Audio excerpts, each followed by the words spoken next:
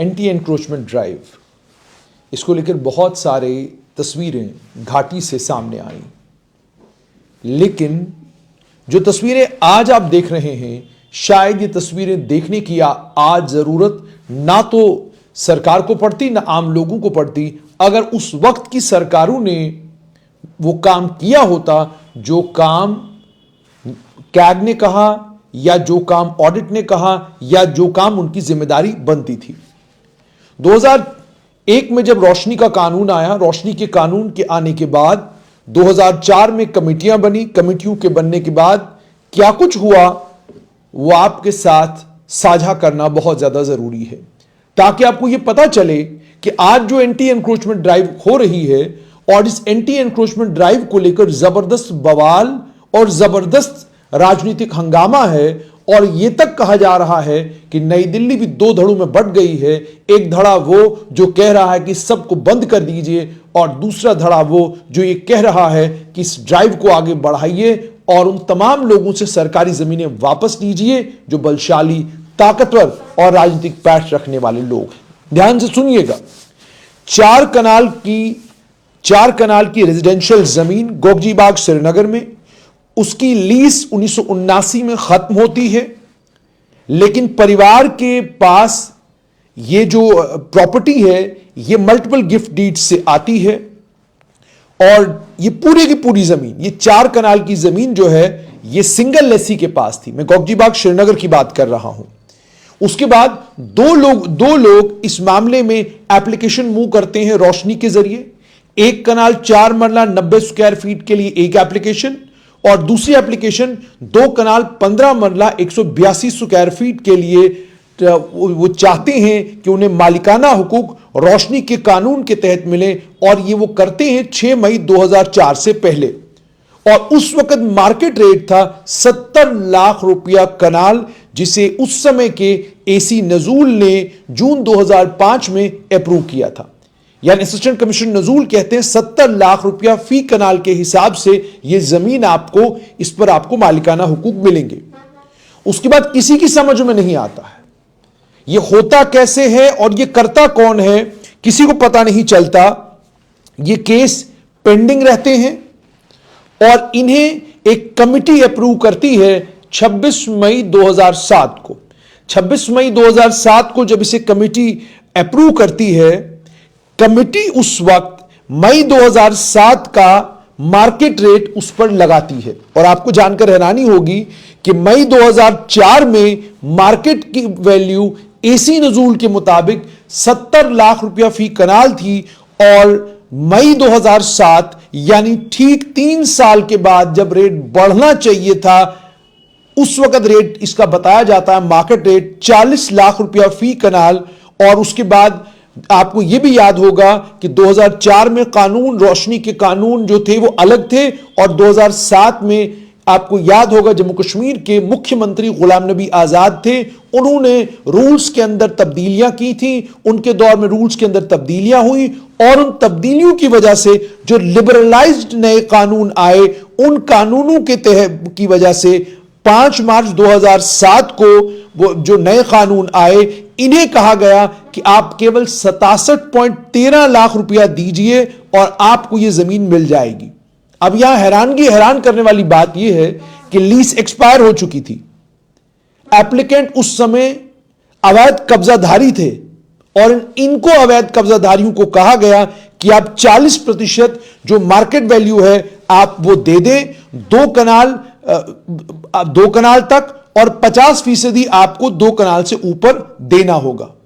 और ये जो एप्लीकेंट है, इन्होंने 50.35 लाख रुपया जुलाई से सितंबर 2007 के बीच में डिपॉजिट किया।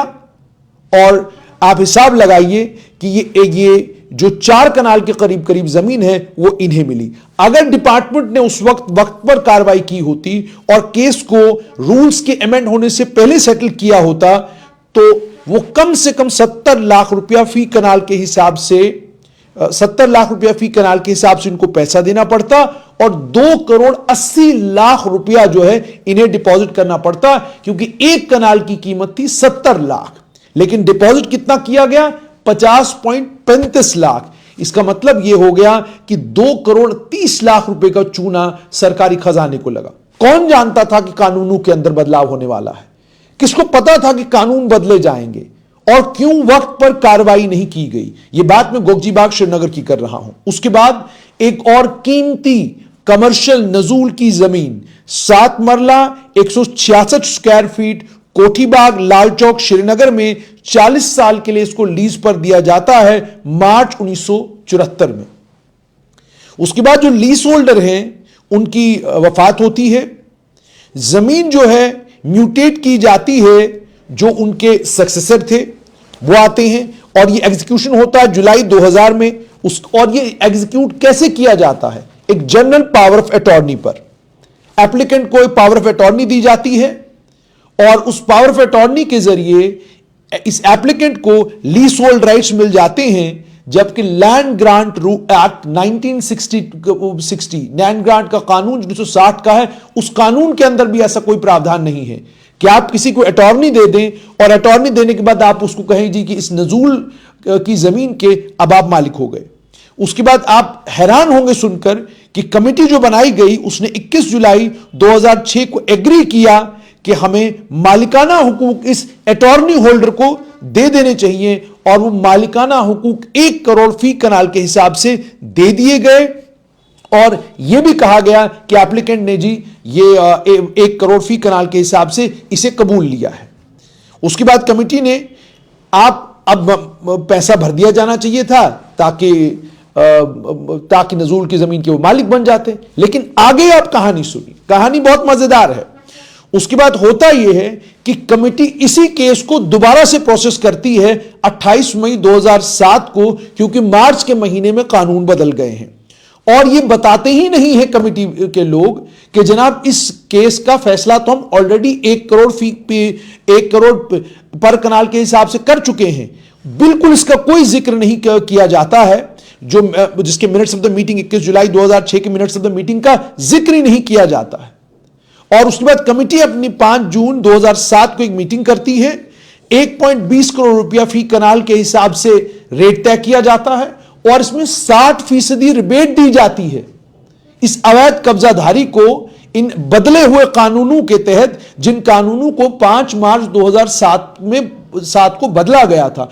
उसके बाद यह शख्स 20.55 लाख रुपया अगस्त 2007 में डिपॉजिट करता है और इस जमीन का मालिक बन जाता है, जिस जमीन की कीमत 1 करोड़ फी कनाल तय की थी इसी सरकार की कमेटी ने। उसके बाद डिपार्टमेंट ने को करना क्या चाहिए था कि भाई जो नजूल का लीज होल्डर है, जिसके पास लीज ऑलरेडी है, अगर उसकी वफात हुई है और वफात से पहले लीज ट्रांसफर नहीं हुई है, या वफात के बाद भी जो ट्रांसफर होनी लीगली जिस तरीके से ट्रांसफर होनी चाहिए थी नहीं हुई, एक पावर ऑफ अटॉर्नी की ताकत पर जमीन एक शख्स को दी गई और 1 करोड़ फी कनाल के हिसाब से मामला तय किया गया। बाद में उसको ठंडे बस्ते में रखा गया।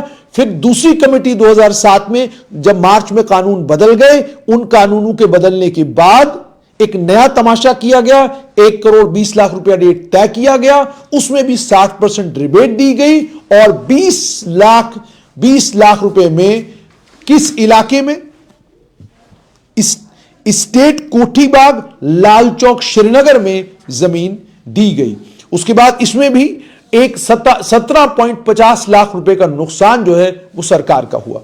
उसके बाद आगे चलिए और अगली कहानी है 4 कनाल 9 स्क्वायर फीट की जमीन मौलाना आजाद रोड श्रीनगर के ऊपर। कमेटी ने इसे अप्रूव किया 25 अगस्त 2004 को और कहा 75 लाख रुपया फी कनाल के हिसाब से आप पैसे भरिए, जमीन के मालिकाना हुकूक आपको दिए जाएंगे। लेकिन हैरान करने वाली बात यह है कि जो मालिकाना हुकूक है उन्हें रिस्ट्रिक्ट किया गया 3 कनाल 4 मरला 9 स्क्वायर फीट तक, क्योंकि जो बाकी जमीन थी 16 मरले के करीब इस जमीन को इसलिए ट्रांसफर नहीं किया जा सकता था क्योंकि रिबन डेवलपमेंट एक्ट जो है वो कानून लागू था। उस कानून के तहत जो इसमें सेक्शन 4 उस वक्त के रोशनी एक्ट में था कि फ्री होल्ड राइट्स जो हैं उस जमीन के ऊपर स्टेट लैंड के ऊपर जो 50 feet 75 square feet interior road से है, हाईवे से, उस पर नहीं दिए जा सकते हैं। लेकिन अब आप सोचिए, यह तय कर लिया गया कि चलो जी आपको हम 3 कनाल 4 मरले 9 स्क्वायर फीट के ऊपर मालिकाना हुकूक देंगे। आपने 75 लाख रुपया फी कनाल के हिसाब से पैसे जमा करने हैं।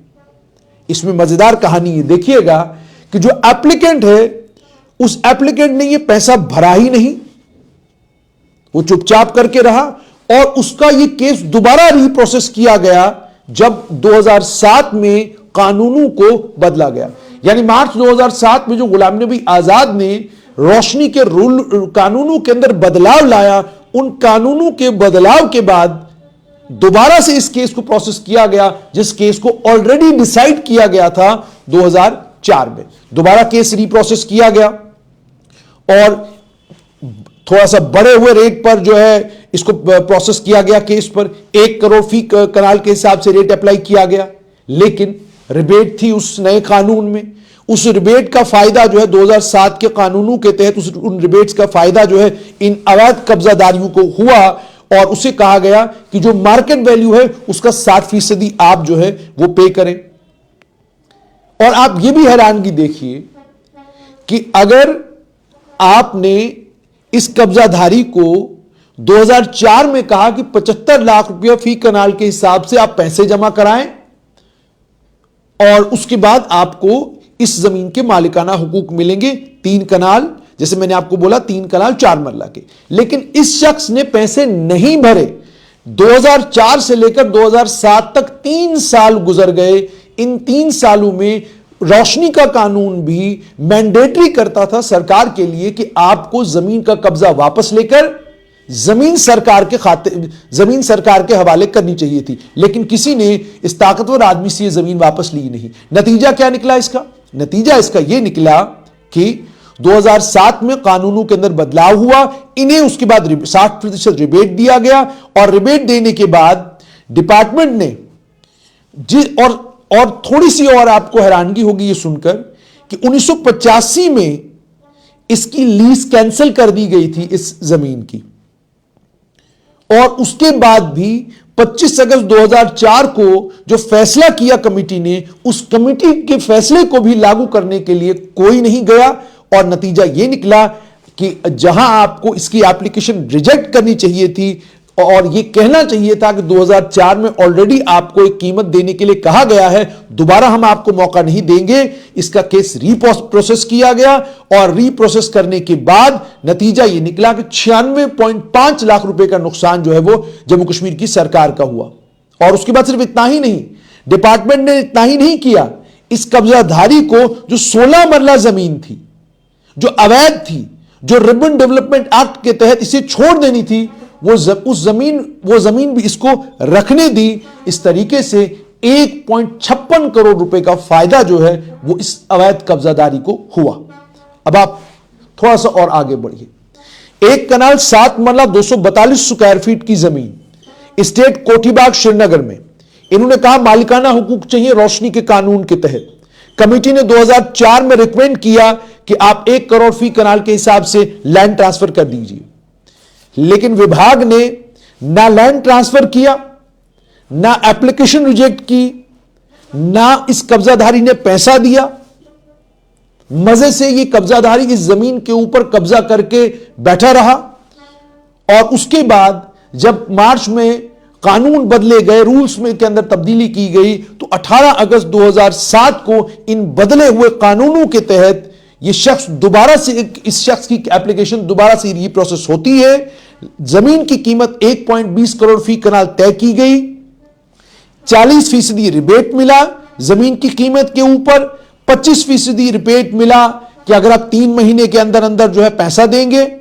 और कमेटी ने 18 अगस्त 2007 को इसके बारे में कुछ नहीं कहा कि इस केस को ऑलरेडी जो है 16 जुलाई 2004 और 30 जुलाई 2004 को ऑलरेडी इस पर फैसला हो चुका है। उसके बावजूद उस वक्त की कमेटी ने मालिकाना हुकूक दिए 1 कनाल 1 मरला 74 स्क्वायर फीट जमीन के ऊपर, और उसके अलावा 168 स्क्वायर फीट के करीब 6 मरला 168 स्क्वायर फीट के करीब ट्रांसफर नहीं की जा सकी जमीन रिबन एक्ट की वजह से। बाकी तमाम जमीन जो है वो ट्रांसफर कर दी गई। और इस तरीके से डिपार्टमेंट ने रेवेन्यू का जो नुकसान डिपार्टमेंट को हुआ वो 48.93 लाख के करीब करीब हुआ। ये सिर्फ 4 मामले मैंने आपके सामने रखे और इन चारों मामलों को सुनने के बाद आप भी ये सोचने पर मजबूर हो गए होंगे कि आखिरकार ये किस तरह की हुकूमतें थीं, ये किस तरह के कानून थे, और अगर ये कुछ खास लोगों के लिए नहीं थे तो इसका फायदा आम लोगों को क्यों नहीं हुआ, इसका फायदा उस बेरोजगार नौजवान को क्यों नहीं हुआ जो बेरोजगार नौजवान छोटी सी दुकान खोलने पर मजबूर हुआ, किराए की दुकान पर जो किराए पर दुकान लेने पर जो मजबूर हुआ, जो शिकारा चलाता है कश्मीर में, जो कोई और छोटा मोटा अपना कारोबार करता है, या जो आज भी नौकरी के लिए दरबदर फिर रहा है, जो अगर सब इंस्पेक्टर की रिक्रूटमेंट में कोई धांधली होती है तो धरने पर बैठता है। ये सारी सहूलतें उसे क्यों नहीं? यानी मैंने इन 4 छोटे से ये जो 4 मैंने केसेस आपको बताए, इन चारों केसेस में मैंने आपको बताया कि नजूल की जमीन है, लीज जो है वो कैंसिल हुई है, आप अवैध कब्जाधारी हैं, उसके बावजूद रोशनी के तहत आपको कहा जाता है कि आइए आप पैसे भरिए और जमीन लीजिए। आप 2004 में कीमत भी तय होती है, लेकिन आप 2004 में कीमत देते नहीं हैं, 3 साल का इंतजार करते हैं और मार्च में जब रूल्स के अंदर बदलाव लाया जाता है और उसमें रिबेट का प्रावधान डाल दिया जाता है कि आपको छूट दी जाएगी, अगर इतना पैसा भरेंगे तो इतनी छूट दी जाएगी, इतना पैसा बनता है तो इतना पैसा भरेंगे आप, उसका नतीजा यह निकला कि लोगों ने अरबों रुपए की जमीन को टके के भाव खरीदा और इसी अरबों और करोड़ों की जमीन के ऊपर होटल बनाए, प्लेशल बंगले बनाए।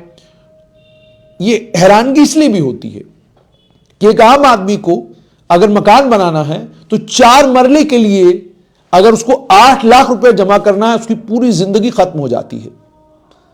अगर एक सरकारी मुलाजिम को एक छोटा सा मकान बनाना है 10 मरले के ऊपर, उसकी पूरी जिंदगी खत्म हो जाती है। उसके बाद भी वो 10 मरले के ऊपर उसका मकान नहीं बन पाता, और उसके बाद जब बनता भी है तो फिर म्युनिसिपैलिटी के कानून, 10 कानून हैं ऐसे जिन कानूनों का उसको पालन करना पड़ता है। लेकिन यहां 4 टेस्ट केसेस थे जो मैंने आपके सामने रखे और मैंने आपको बताया कि आज जो जम्मू कश्मीर की सरकार ने एंटी एनक्रोचमेंट ड्राइव शुरू हुई है, यह ड्राइव असल में पुरानी हुकूमतों को करनी चाहिए थी, क्योंकि यह सब कुछ उनके दौर में, उनके वक्त में हुआ है और यह डॉक्यूमेंटेड है, कागजों की शक्ल में इस वक्त हमारे पास मौजूद है।